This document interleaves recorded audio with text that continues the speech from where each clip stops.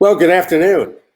My name is Ron Aaron Eisenberg, and I'm delighted to welcome you to the Global Pain Association's Virtual Pain Education Series. We come to you every Saturday at noon through the month of May and through the month of June, bringing you all kinds of very special guests, information on chronic pain, and better than that, ways in which you can address and deal with the kind of pain that so many Americans have. Millions struggle with chronic pain, and that's pain that is there every single day. Some become addicted to opioids. Some find absolutely no relief. But the beauty of the Chronic Pain Association, we begin to introduce you to ways in which you can address the pain, reduce the pain, and do so without reliance on medication. Today, we're going to be talking about managing chronic pain with food. That's my idea. Eat yourself pain-free. We'll talk about foods that are helpful, foods that may trigger pain, foods that may reduce swelling, foods that may increase swelling, and a whole lot more. And before we do that, I want to remind you this is the fourth of 9 programs we're bringing to you in this series. And we're delighted to tell you that if you go to the Global Pain Association Facebook page, all of those programs are there and you can download, listen to them, share them, and get a sense of what we are doing. And it's all free, no cost whatsoever. And that in many ways is the genius behind the founder and push behind the Global Pain Association, Dr. Susan Blackwood, and like magic, there she is on screen. Dr. Blackwood has an EDD as president of the Global Pain Association. She's put together an organization that is here to help you at no cost to you. And we'll find out how that works. First, let's welcome Susan. Nice to see you. Welcome to the program. Thank you, Ron, and thank you for being such a wonderful moderator, and to the Eisenberg Group for actually putting this whole program together. We can't thank you enough. Tell us a little bit about what your idea was in forming the Global Pain Association. Well, Ron, my mother suffered with chronic pain for 40 years, and I saw how that affected her life. And I started meeting doctors and people in San Antonio that wanted to volunteer to put an organization together to help people find alternative ways to manage their pain. And we started in 2017 and established our 501c3. We have been taking donations and getting sponsorships from some of the vendors in San Antonio that help people with chronic pain. And it's just been amazing what little we've been able, how much we've done in such a little amount of time. Talk about ways that folks can provide funding and help for the Global Pain Association. But one way certainly is to try the website. Is that right, Susan? Right. They go to globalpain.org/get-involved/donations. They can make a donation right online. And if they would like to sponsor part of this virtual series, which we would love to have some of the sponsors that have supported us promoted during this virtual series, they can go to the website and send me an email, and we'll get them involved. We're going to bring you back in just a little while, but I want to introduce our very special presenter today. Her name is Annette Gittinger. She is a specialist in health and wellness and nutrition. Her organization, healthygut.co, healthygut.co, is here to provide folks with a great way to eat healthier without downing those foods that may trigger the kind of chronic pain we're talking about here. And Annette, it's great to see you. Thanks for coming on. Oh, thank you. It's my pleasure. Tell us how you go about founding healthygut.com. What's that all about? .co, pardon me. Yeah, .co. Well, it really goes back to my family. My family has been plagued by autoimmune disease, and really starting, and I'm talking about everyone, mis abuelos, mis primos, and tíos and tías, everyone. And so my grandmother actually, she got diagnosed with rheumatoid arthritis, and she was debilitated. She was in a wheelchair, and my mom had to take care of her. And she didn't really live a high quality life. She would tell my mom, Mija, I just want to die. And she was so young. She was only in her 50s when this happened. And this was in the 70s. I didn't get to meet my grandmother. And then when I came along, I witnessed my mom. She got diagnosed with 5 autoimmune diseases. And just watching her progress and get worse every single year, it really, it was kind of painful to see. And then it really struck a chord when it actually happened to me after the birth of my second son. I didn't share this with you, Ron, earlier, but when I got diagnosed with my autoimmune disease, Hashimoto's, I was like, okay, you know what? It has to stop here. Like, I cannot let this continue on another generation. And so that's when I just devoted my work into dealing with or treating women who have autoimmune diseases and help reversing their condition through food. And that's what Now, that is. you mentioned that you struggle with something called Hashimoto. Correct. What is that? Yeah, it's basically an inflammation of your thyroid. Basically, your body is attacking the thyroid gland, and it actually causes a hormonal imbalance, can cause extreme fatigue, achy muscles, migraines, a whole host of things. It's probably one of the main reasons why women have trouble losing weight because they have Hashimoto's or an underactive thyroid, and they're thinking that they're eating, really well, they're exercising, and they just can't lose the weight. The struggle you and your family have had. What were some of the ways that everyone in the family tried to deal with chronic pain before you got active in this? Honestly, Ron, we didn't have any answers with food or anything. It was really through pain management or, taking medication to help kind of suppress the immune system, so you wouldn't have a flare up or, reduce the inflammation that was going on. So sadly, there isn't enough, doctors, I understand their intentions. They want to prescribe medication, but through a food approach, we can really start to get down to the root cause, and we can really start to reverse the disease itself. So sadly, unfortunately, it took years it took me and my work for my mom to start learning this stuff, and now she's in a better place with managing her conditions through diet. I want to be sure people understand, because so many folks use she's in a better place because she's no longer with us. Your mother's with us and doing well. Oh, yes, she is. Yeah. It was my grandmother who passed away, but my mom is doing well, and she's Good. in her 70s and she's very active. Now we have a slide on screen, anti-inflammatory foods, and I know one of the things that you got involved in and today help people with is identifying foods to incorporate into our diet. Talk to that if you don't mind. Yes, absolutely. So my approach is a very plant-based approach with using anti-inflammatory foods, and those foods look like the foods that are on this list. So berries, salmon, broccoli, cauliflower, avocados, turmeric, and these actually help to reduce the inflammation. And not only that, they provide nutrient-dense calories. And they're attached with so many antioxidants, polyphenols, that actually help heal us and reversing our condition if we can just integrate them into our diet more often. Polyphenol. Yes, polyphenols. What does that mean? Polyphenols are just basically like an antioxidant, and they contain multiple nutrients in there that actually help to just prevent different diseases, cancer. They just work on a cellular level to help combat different things that might be going on, whether it's inflammation or just prevention, really.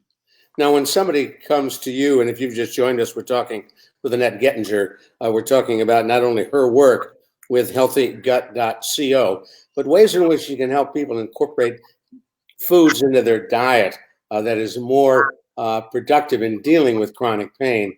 When someone comes to you, Annette, you don't say, all right, throw out everything you're eating. We're going to throw everything out, start all over. Nobody would do that, right?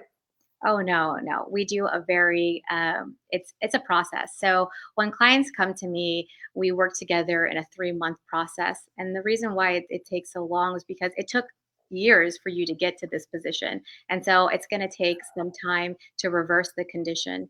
And when clients come to me, they come to me for, basically 1 to 2 reasons. And those 2 reasons are they want to feel better, and they want to, definitely get rid of the chronic pain. That's the number one. And then also women want to lose weight as well, which is great, right? So during this 3-month process, I have the 3 T's. We transition, transpire, and transform within those 3 months. So we transition is the first month, which is we transition from either your standard American diet or wherever you started or wherever you are in your journey, and we transition more into a plant-based lifestyle. And then in the second month, we start to transpire, which is basically the results that how you're eating, which is more of a plant-based through the work that we do.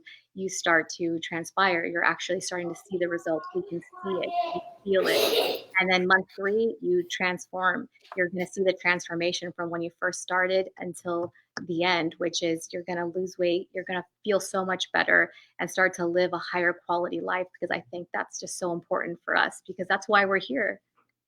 As you think about a plant-based diet, you're not turning us all into vegan vegetarians. No, no, no, no. It's not a vegan. It's not a vegetarian. It's like an omnivore diet, which is, you can include meat into that. We're just volumizing your plate by adding more fruits, more vegetables onto it. And there are healing fruits, as we're seeing on screen now: papaya, apples with red skin, pears, and bananas. And Annette, I want to ask you about bananas, because there's a very mixed feeling out there whether bananas are good, bananas are bad, eat them, don't eat them. Obviously, you think they're okay. Yes, I absolutely. I think it's unfair for doctors, or, I'm not a doctor, but it's unfair to say, hey, bananas have too much sugar, let's throw them out. Why not, compromise and have half a banana, but just to say that something has too much sugar and we should throw it away. I think that's unfair to say, because bananas have so much nutrients attached to it. And it's in glucose, which is, basically all sugar converts to glucose. That is our main gasoline for our bodies. And so if you want to have any kind of sugar, you're combating sugar cravings, the best thing you can eat for yourself is fruit. Fruit has a lot of nutrients, and it's another nutrient dense food, and it has the water that's attached to it is hydrating as well. I'm just a proponent of fruit. There's a bunch of fruit fear going on, I feel like, and I don't want people to have that fruit fear because they're afraid of the sugars. Happens. A lot of people say, hey, look, those strawberries loaded with sugar. Yeah, absolutely. No, you can't go wrong with eating any kind of fruits. I don't think we've heard of anybody, having a heart attack from eating too much fruit. One raspberry, boom, he's on the floor. I hope not. Now, one of the ways in which you get people to begin to move into this new lifestyle, this new way of eating, and we're going to move into the presentation part of your program, and that is putting together a papaya fruit bowl. Can you walk us through that? And I know you're prepared to show us. Yes, absolutely. So in this picture, as you can see, you're going to need a papaya. And I just want to say something about papayas, and this is why I use them. They are just packed with nutrients. Papayas are antiviral, anti-inflammatory. They can provide significant relief for those who suffer with joint pain, shingles, arthritis, colds, flus, autoimmune diseases such as fibromyalgia, chronic fatigue syndrome, Lyme disease, lupus, and even cardiovascular disease. So this is a definite treat to start your morning off of. And so you'll just need half a papaya, some frozen wild blueberries if you have some, strawberries, raspberries, and it really doesn't matter in quantity, just mix it up if you'd like. And then of course, some honey to top it off. One that has mixed reviews because it's a lot of sugar. You're a big honey booster, plus local honey, right? Absolutely, yes. With South Texas, and we're living in South Texas, we have a lot of allergies down here. And so definitely honey is a great at kind of helping you combat with your allergies. I start my day off with a little teaspoon of it, and it's not going to hurt you. But again, it's also a natural sugar. So it's just basically, I can't say enough good things about honey. Now, I know it seemed pretty simple as you talked about it, but do you have a half a papaya handy? You can show us what yeah. it looks like and maybe walk through this putting your breakfast together. Yeah, absolutely. So this is what your papaya will look like. The other half is down here, but well, you can actually this is the inside of it. And what you'll want to do is you want to choose a papaya that is roughly yellow and green, has some spots on it, mostly yellow because that's when you know it's ripe, and it actually will be somewhat soft. That's how you can choose a ripe papaya. And if you can't find one at the store, it's okay. Just take it home and let it sit on your table, on your counter. You don't have to throw it in the fridge. And when you feel that it's getting soft enough, then get it and then cut it open. You'll want to scoop out the seeds, although the seeds, I want to tell you something, they are actually packed with nutrients themselves and they're kind of spicy. So you can throw them into a salad and they have excellent nutritional benefits as well. But for this case, we're going to take them out and we're going to throw them, we're going to discard them like I have done with this papaya. As you can see, it's like a little hole. And then we're going to take some frozen wild blueberries and put it in here. I didn't get to bring my frozen wild blueberries, but I brought a bunch of mixed fruit in here. I have strawberries, blackberries, and raspberries. And so we're just going to go ahead and dump it in here. Hopefully I don't spill anything. Oops, there goes some berries. Okay. Luckily you guys can't really see all the mess I'm making, but wasn't that like beautiful? Oops, we're rolled off. And then you're going to top it off with a little bit of honey. And this actually will help kind of macerate your berries to get them a little sweeter, right? Instead of using table sugar, we don't want to do that. Just add some honey. And I'm telling you, this is a wonderful treat to have. Just, you can start your day with this. You want a hearty bowl. When you wake up in the morning, your body needs glucose because of the fasting. You've been fasting all night long. So this is a great, excellent energy source packed with nutrients. Here, do you want to try it, Ron?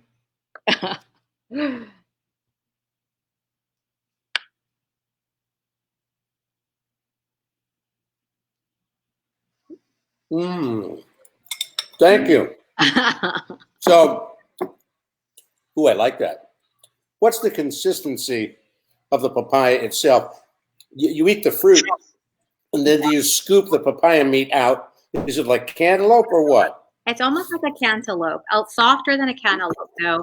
And it's just, it does have water, or it doesn't have as much water as a melon, but it is soft like a melon. But it has like a texture like a kiwi almost. It's kind of squishy. Now, we had a question sent to us via our Facebook page, and they say, Annette, what are nightshade foods that may cause inflammation? Yeah, so the notion of that comes from, I know I'm very familiar with Dr. Ballantyne's work, and that nightshades such as tomatoes and red potatoes, that they contain glucoalkaloids, which are the nightshades, and they can stimulate your immune system. And when you have an autoimmune disease, you don't want your immune system is already highly stimulated. It's very inflamed. And so the idea is to bring down the inflammation, right? And so they say that through like an elimination diet, eliminating nightshades for a period of time, and then reintroducing them back into your diet to see if you do have a reaction. You might have if you have eliminated and when you reintroduce it, you might have a flare up in your joints. You might have achy muscles or joints. So you'll want to look out for things like that. But in my work, I commonly don't really see those as being really highly allergenic or causing a lot of inflammation. Right. It's mostly the eggs, dairy, and gluten that I recommend to eliminate if you have an autoimmune condition. Now, somebody else sent a note in, and they're looking for your help. Oh, awesome. What can folks do to get out of a bad flare if all of a sudden your joints light up and you're having trouble dealing with it? Absolutely. My best advice to you is immediately take out any gluten, dairy, or eggs that you are consuming, and start off by drinking, a vegetable broth or a mineral broth or even a chicken broth if you'd like, just to kind of bring down the inflammation. You want to try to clear out any kind of toxins that might be triggering inflammation, and start there. And then just adding tons of fruits and vegetables to your diet without bringing in those inflammatory foods, because people with arthritis, especially like my mother, the biggest triggers for her are the culprits, which are gluten, dairy, and eggs. So really remove those. Start there. Now, somebody else writes in, Annette, and says, what about turmeric or curcumin? Are they recommended? Absolutely, those are great anti-inflammatory. Either you can, cook with turmeric, or you can take it in a supplement. So, either way, I recommend both. Either cooking with it, like making some kind of yellow curry with turmeric. Anyway, I can't. It is a very anti-inflammatory food. Now, do you have to use something to activate the turmeric? Do you need something that gets it going? No, not in my experience. I don't. If a doctor has told you that you can do something else to activate it, I haven't seen that or heard that. Now, for folks who are watching and are wondering, how do you help them? What's that relationship like? What do you do for them? Oh, absolutely. Yeah. When clients come to me, we work, like I said, through a 3-month process, and it's a very close relationship in where we start with where their goals are, because it's not really about what I want for them. It's where do you want to start? What is your goal? Is it just to feel better? Well, let me meet you halfway and let me help you do that. So we customize meal planning.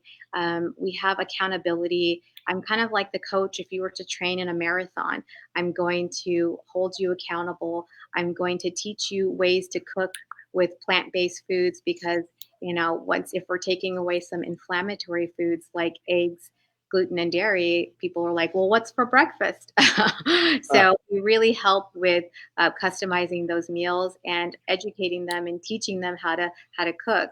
And so we start there, and then we just increase based on, we increase the amount of foods, because we don't start with like, okay, you're going to start at 90%, you're going to hit the ground running. No, it's a very slow process, and that's why it's a 3-month process.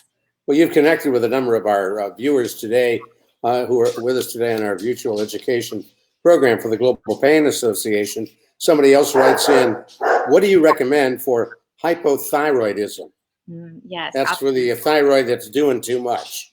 Yeah, actually hypo is not doing a whole lot. It's an underactive. Right. Yeah. Not doing enough. Yeah, not doing enough. And that's hypothyroid and Hashimoto's, thyroid disease in general. That is really my niche.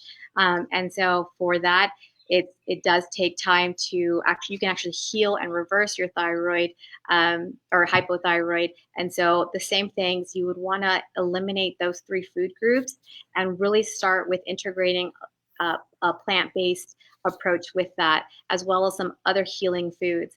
And if they would like more information on that, I would love it if they would just reach out to me, either looking on the website and contacting me. But I would love to just point them in the right direction, because it's too much to really spit out in 1 to 2 minutes. Yeah, I think we have a slide that will give folks contact information for you, if we can get that up. And it's a way in which you can reach Annette. You're happy to talk to folks initially at no cost. They can call you and get a chance to get to know you and figure out if what you're doing works for them. Absolutely, yes. And they can schedule a call with me, and I can tell them, hey, this is what a plan would look like, try to push down to you, or even just pushing them in the right direction, asking their doctors asking the doctors better questions on how to reverse or heal it. Because unfortunately, hypothyroidism is just treated with medication, and medication, unfortunately, it doesn't cure it. It doesn't help it. It helps, but it doesn't solve the problem. And with food, with my approach, it really does help to reverse and treat it, and just to feel better on. Now, again, you're on Facebook. Also, just search Healthy Gut. Yes, absolutely. Healthy Gut. I'm very active on Instagram. I'm at plantbased.thyroid. If you don't see a lot of information on Facebook, it's because I use Instagram much more. Now, I want to go back to where we began this conversation, because you you acknowledged that you struggle with an autoimmune deficiency as well. And once you became aware of what that was, how are you doing? Oh, I'm doing so much better, Ron. I've actually reversed I don't have to take thyroid medication anymore. I was on thyroid med. but I was able to get off of it.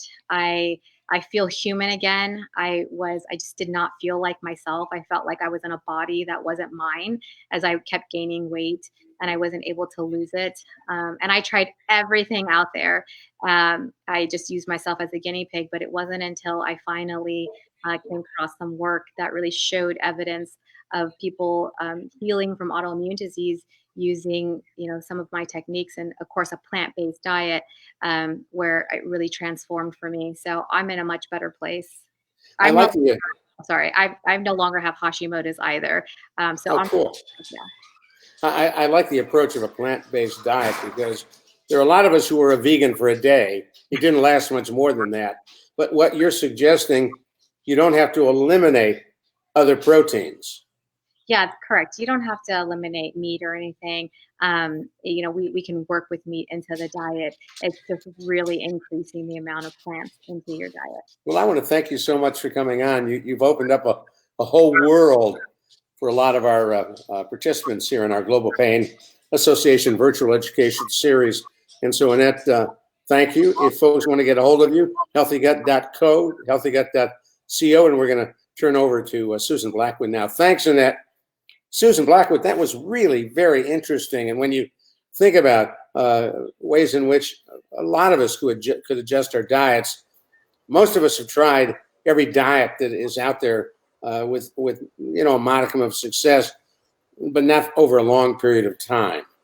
When you look at what you eat and how it affects you, it makes sense when you listen to Annette.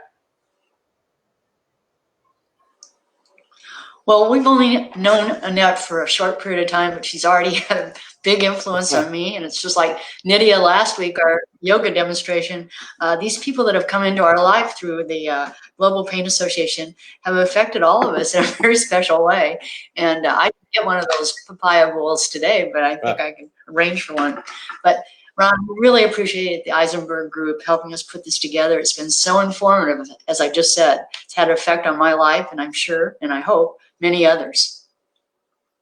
Talk to us a little bit about how people can support your work, because while you're not paid as president, there are board members who volunteer their time putting out materials, organizing events, booking time here and there, meeting with folks. It takes money to drive that. Where does the money come from? Well, we've been fortunate that we've had some sponsors at some of our other seminars that have helped us get a good start to having some funding to help us promote this. But obviously, as we move on, people giving a donation through our website, which is globalpain.org/get-involved/donations. Every little bit helps. And if somebody wants to sponsor one of these virtual series educational programs, we'd be happy to help them do just that. And before we let you go, what haven't we asked you want to share with our virtual education series viewers today? Well, I just certainly want to thank all of our presenters. They have expertise way beyond anything that we had ever expected. And it's certainly, we had one session last year in person in September. We had amazing turnout, and we had hoped to have another one in May. But this virtual educational series has really taken such a large part of what we've been trying to do in terms of providing resources for people with chronic pain that we just can't thank you enough. Well, thank you. And coming up, our next topic for Saturday, May 30th, social support and support groups with Selena Shelton. She's an LPC, licensed professional counselor, a therapist who does great work with art therapy, and she will be our very special presenter next week. She's also one of the original founding board members for the Global Pain Association. So we want to have you join us every Saturday throughout the rest of May and June. We begin at noon, straight up Central Daylight Savings Time, and look forward to having you join us. Thank you very much, and have a great day, everybody.